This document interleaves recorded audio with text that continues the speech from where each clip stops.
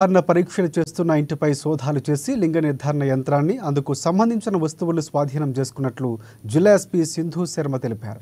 కామారెడ్డి జిల్లా రాజంపేట మండల కేంద్రానికి చెందిన బల్ల రవీందర్ అనే వ్యక్తి తన ఇంటిలో అక్రమంగా లింగ నిర్ధారణ పరీక్షలు చేస్తున్నారనే సమాచారంతో సిసిఎస్ పోలీసులు, రాజంపేట పోలీసులు సోదాలు చేశారని ఎస్పీ చెప్పారు.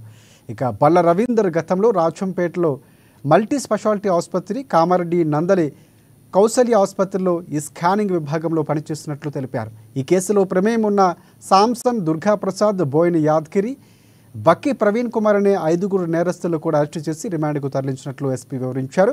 అల్ట్రాసౌండ్ స్కానర్, మిగతా వాటిని స్వాధీనం చేసుకున్నామన్నారు. CCS inspector Srinivas, Binkuru inspector Sampath Kumar, Rajampet SI Pushparaju, CCS SI Usman సిబ్బంది జిల్లా ఎస్పీ అభినందించారు.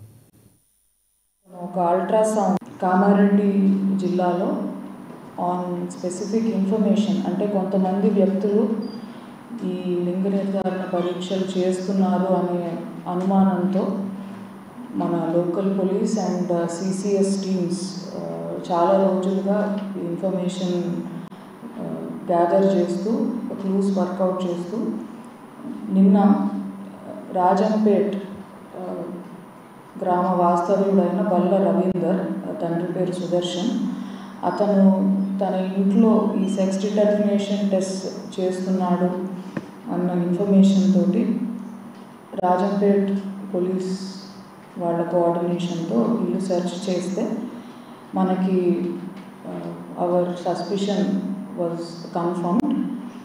ఈ రవీందర్ అనే వ్యక్తి అతను ఒక అల్ట్రాసౌండ్, అంటే మైండ్ రే కంపెనీకి సంబంధించిన ఒక అల్ట్రాసౌండ్ మెషిన్ని తన ఇంట్లో మనకి కనపడడం జరిగింది. మన డివైజెస్, అల్ట్రాసౌండ్ మెషిన్స్ అమ్మే షాప్ ఒకటి ఉంది. అక్కడ అతని దగ్గర నుంచి